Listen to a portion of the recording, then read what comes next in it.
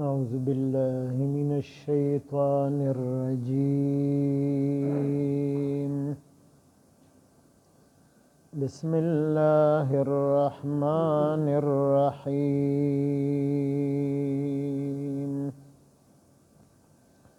ألف لام ميم. ذلك الكتاب لا ريب فيه هدى للمتقين.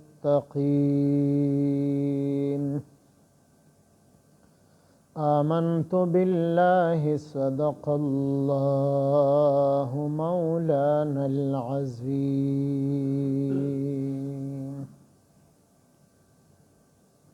سورة البقرة. بقره په عربی کې غواته او غویته ویلی شي. نر او ماده دوانو د پاره په عربی کې بقره لفظ استعمالیږي. په دې صورت مبارک کې د غوا متعلق یو واقعه ذکر ده. په دې وجه باندې د دې صورت مبارک نوم دی سوره بقره. نور واقعات هم پکې ډېر ذکر دي، خو دا پکې د ټولو نه اهم او عجیبه او ناشنا واقعه ده چې بني اسرائیلو کې د حضرت موسی علیه السلام په زمانه کې یو کس چا قتل کو او دې دپاره قتل کو چې یا د مقتول د دوی ترو یا د تر زوی او د دو اولاد نو چې د مړ شي او د دو دا ټول مال دا مونږ ته پاتې شي. دې دپاره د شپې په تیاره کې قتل کو او خبره خاموش کړله. خیال دا چې د تیارې قتل دی نو قاتل به معلوم نشي. موسی علیه السلام ته راغلل دغه قاتلان په خپله او درخواست یې وکړو چې زمونږ دا تره یا د تره زوی دا چا قتل کړی دی او ته مونږ ته د ده قاتلان وښایه. قاتلان راله معلوم که چې دا چا قتل کړی دی. اوس که دې ته دا پته وی چې قاتلان خو مونږ یو او مونږ به په دې کې ګیریږو، ځکه وحی به راځي د الله پاک د طرف نه، قاتل به معلومیږي، د هغې به څه طریقې کار وي. نو بیا به دې چرم دا درخواست نو پیش کړی، خو دې خو دا خیالو چې د تیارې قتل دی بس پته نشته دی، مال به مونږ ته پاتې شي او د قتل عمد او د قصاص او د بدلې اخیستلو نه به مونږ پاتې شو. دا کوم سړی چې قتل کړی او د ده نوم عامل. حضرت موسی علیه السلام د الله نه سوال وکړو چې یا الله بني اسرائیل د دې مړي قاتلان معلومول غواړي. نو الله پاک ورته حکم راولېږه چې دوی ته ووایه چې دوی یوه غوا حلاله کړي او د هغې غوا څه حصه په دې مړي پسې ونیسي، نو دا مړی به را ژوندی شي او دی به خپل قاتل وښي چې فلانی زما قاتل دی. نو دوی به کله ویل دا غوا به څنګه وي، ځوانه به وي که زړه به وي، درمیاني عمر واله به وي.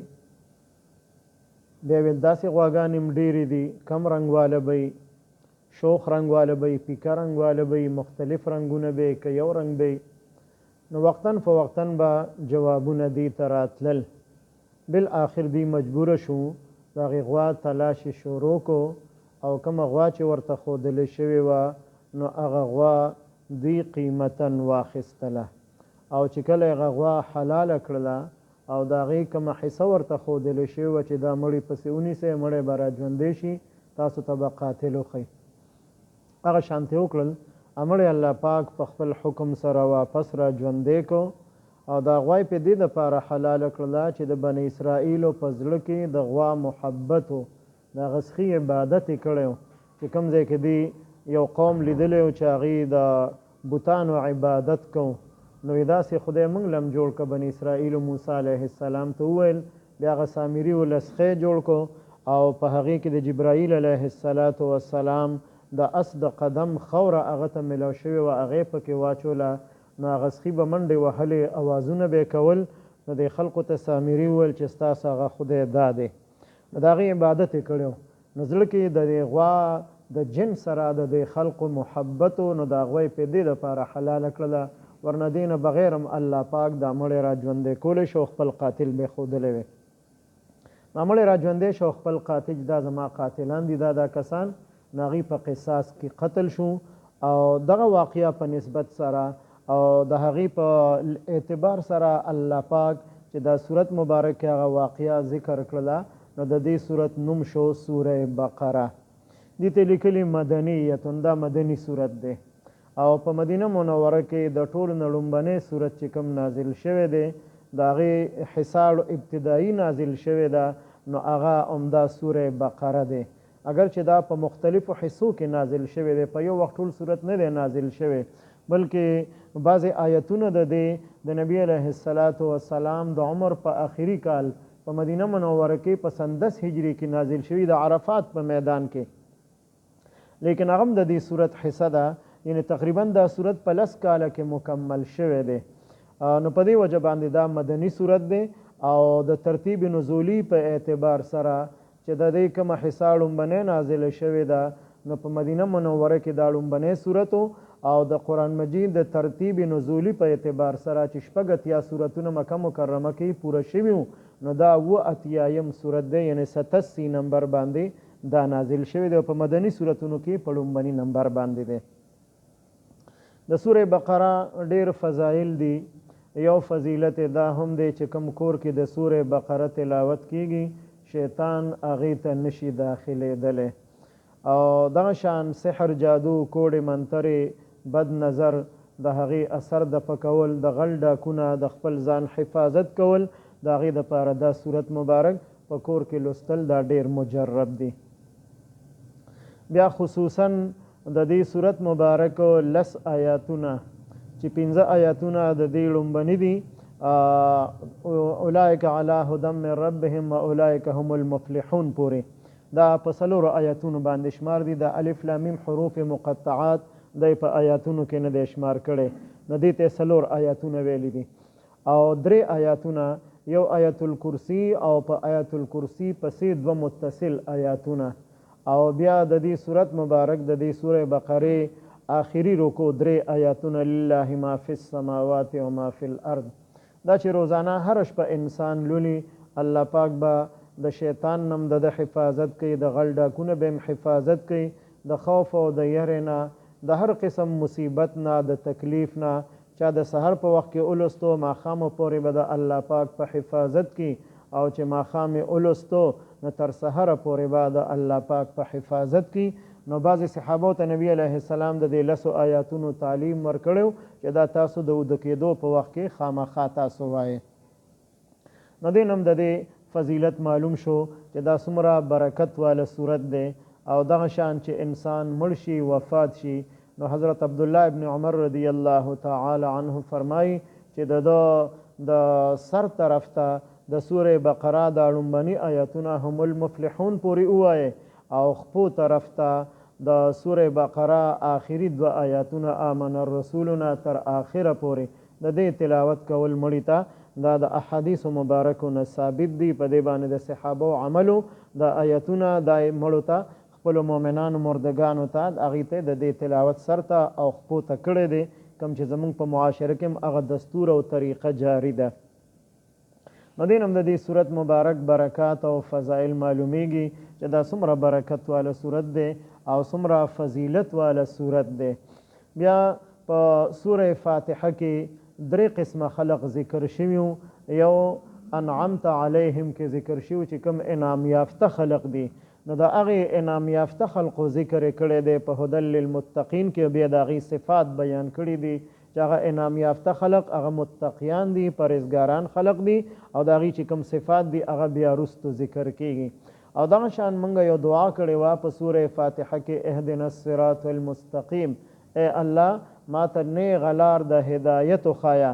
نو هغه نیغه لار د هدایت ذلک الکتاب الفاظو کې وښودله چې تاسو کومه دعا غوښتې وه د صراط مستقیم، نو هغه څه شی دی؟ ذالک الکتاب، هغه دا کتاب قرآن مجید دی چې په دې باندې تاسو عمل کوئ، د دې تلاوت کوئ او دې سره محبتي د دې په حکمونو باندې عمل کوئ، نو بس دا هغه صراط مستقیم دی ستاسو دپاره.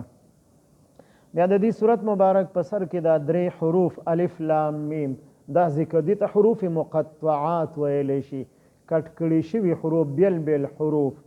نو عام مفسرین فرمایي الله اعلم بمراده، الله پاک د دې په معنا او مطلب باندې ښه عالم دی، موږ د دې نه خبر نه یو چې د الف لام میم څه معنی ده، او دا په متشابهاتو کې داخل دی. متشابهات هغې ته ویلی شي چې په هغې باندې ایمان ساتل لازم وي، د هغې ترجمه، د هغې تفسیر او په هغې کې تحقیق کولو نه منع فرمایلي چې بس په دې باندې زمونږ ایمان دی. نو ځکه مفسرین هم فرمایي چې الله اعلم بمراده، الله پاک د دې په معنی باندې ښه پوهېږي چې دا د الله او د الله د رسول صلی الله علیه وسلم په منځ کې د راز خبرې دي، موږ له په دې کې تحقیق کول نه دي پکار. خو بیا هم بعضې مفسرینو یو تاویل ذکر کړی دی چې الف معنی ده الله، او لام معنی ده جبرائیل علیه السلام، او میم معنی ده حضرت محمد صلی الله علیه وسلم، چې دا کتاب د الله پاک د طرف نه د جبرائیل علیه السلام په واسطه باندې په حضرت محمد صلی الله علیه وسلم باندې په 30 کاله کې نازل شوی دی.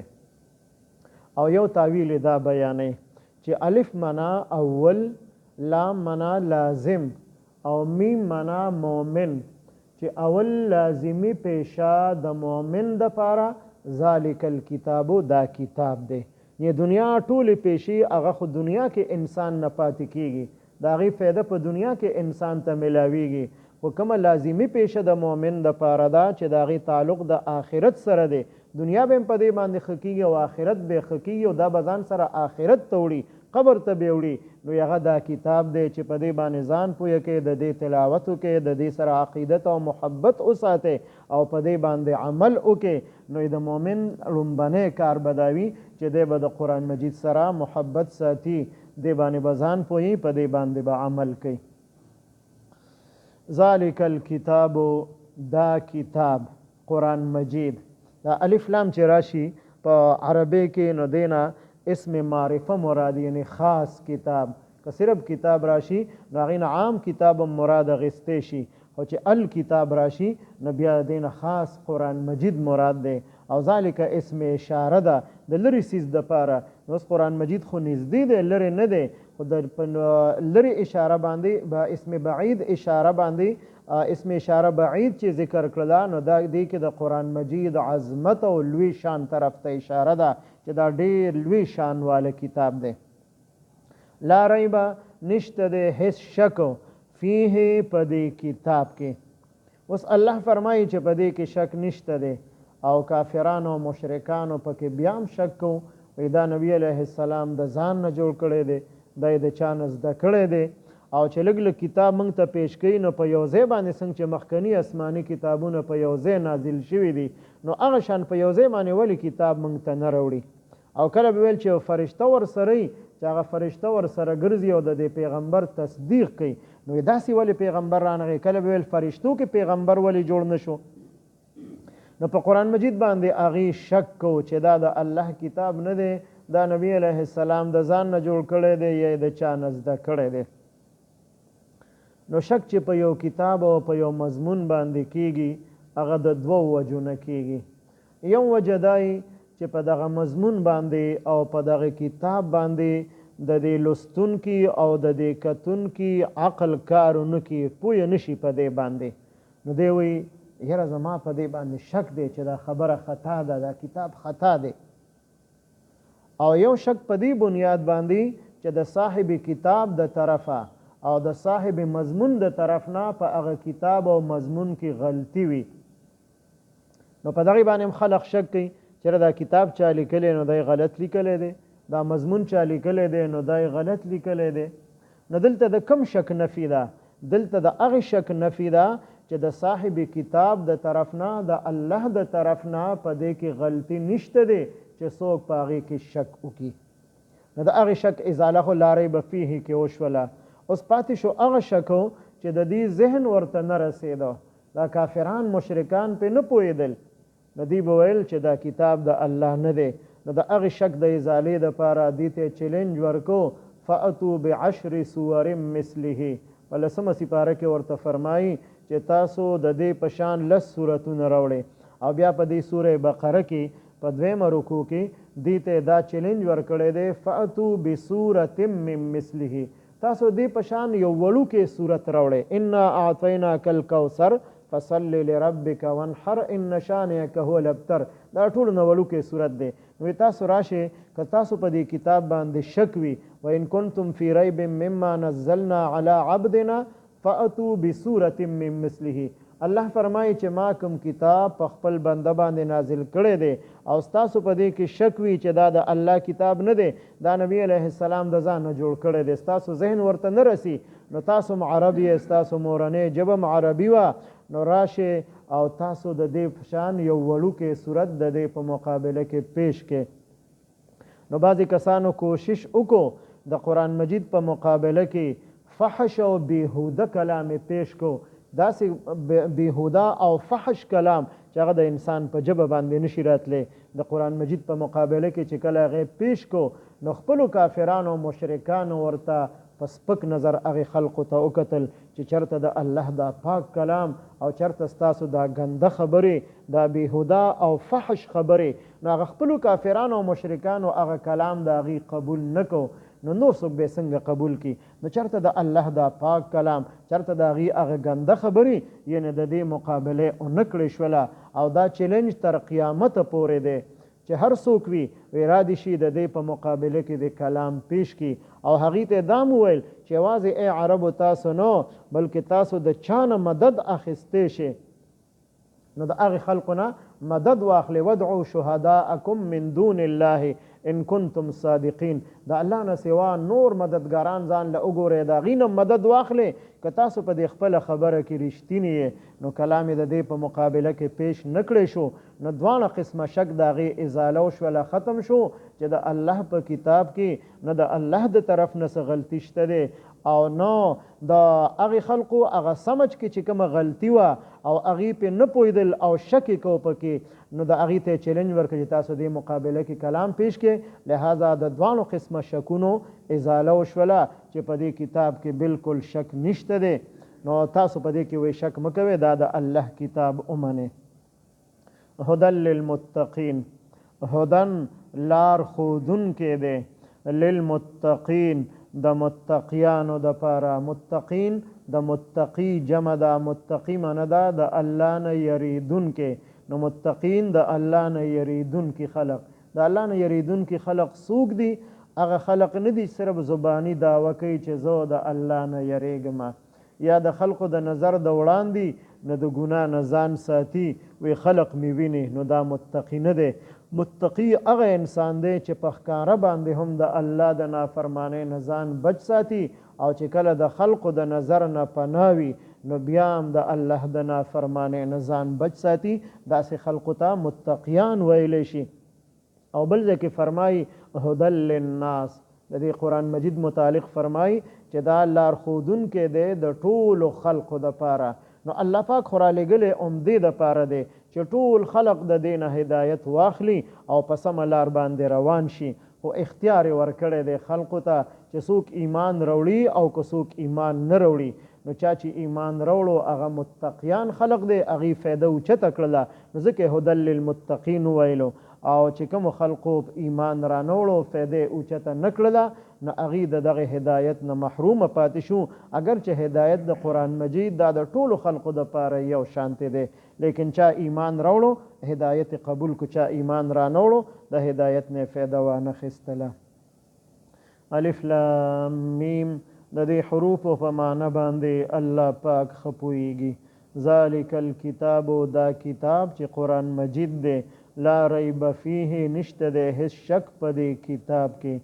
هدن لار ښودونکی دی، للمتقین د متقیانو دپاره. اللهم صل علی سیدنا محمد وعلى آل سیدنا ومولانا محمد وبارك وسلم.